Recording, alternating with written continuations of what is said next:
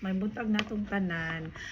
Friday niya, sunny kay siya bisag perting tugnawa. So ganahan ko anhi ko dinhi kay maigo ko sa adlaw. Mag-check ko sa akong mga papel. Na ang atong istoryahan karon is kanang bahin og kanang kanang kasuko, anger.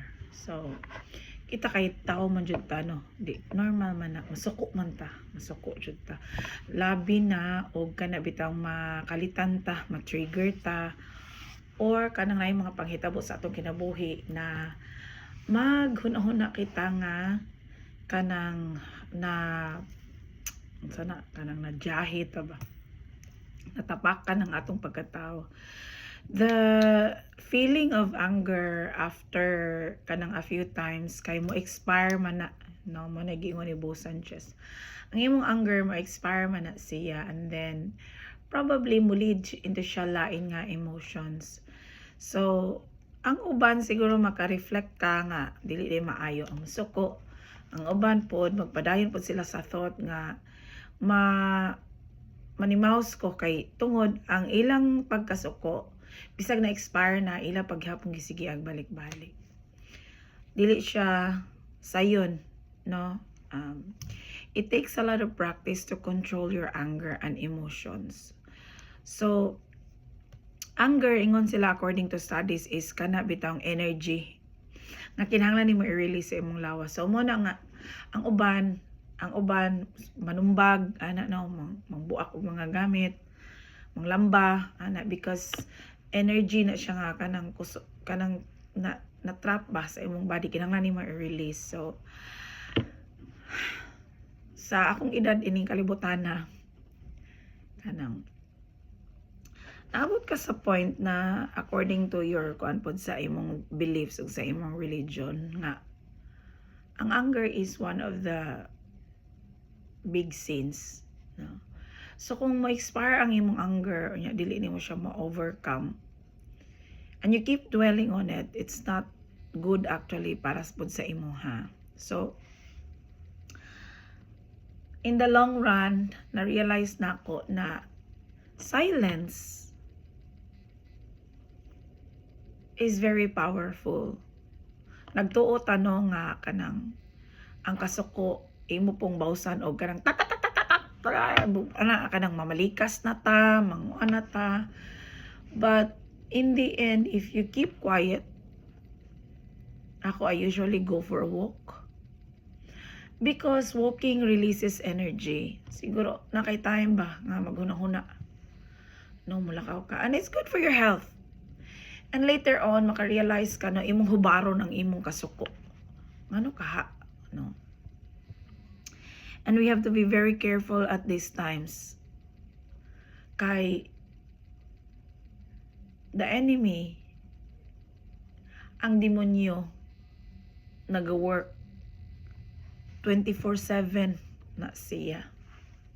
And why do we not talk about it?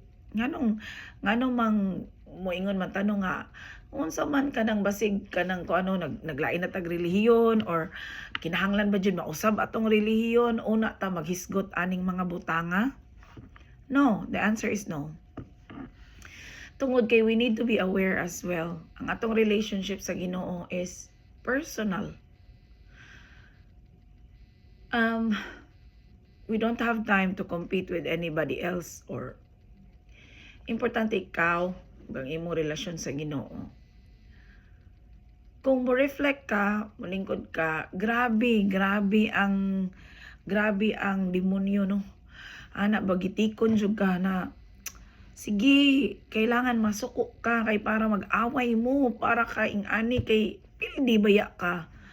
So you need to be aware sa imong palibot kung kinsa pud ang nagasulsul sa imo, ha. Do they bring good spirit to you? Nakatabang ba sila? Nakagrabe ba sila sa sitwasyon? So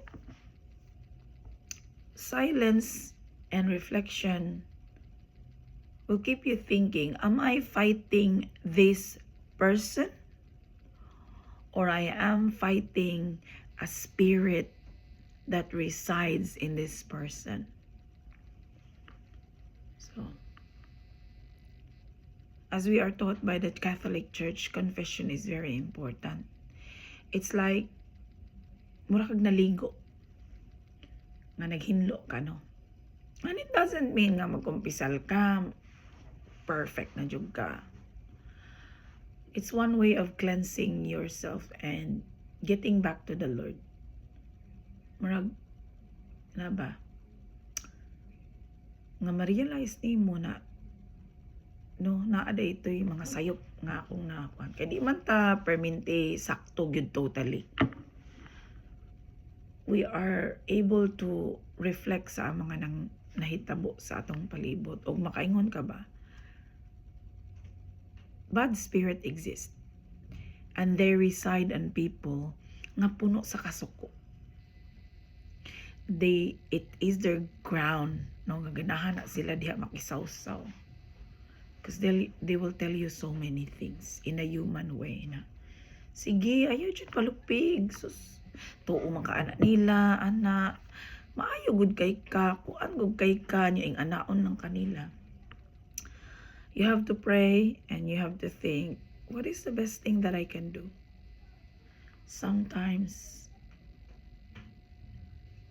there are people that attacks you that doesn't need your energy and time. You have to choose your path. And you also have nga pilion nimo ang mga tao nga dapat magpalibot kanimo. Makatabang man na sila sa imong pagka ikaw, sa imong mga belief, sa imong life goals.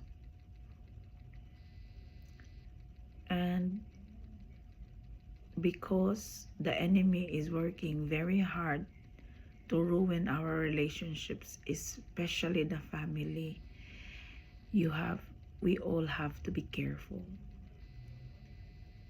And one thing nga atong bantayan, nagtakuban kini sa very attractive nga paagi.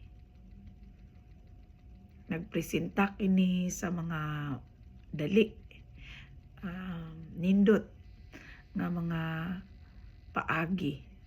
Apan likod ana di ay ang naglihok lahi. So the path with the Lord is difficult, but it will be worth the journey. Ayaw mo sige kasuko. Kay kanang ang kasuko dili na iya sa Ginoo.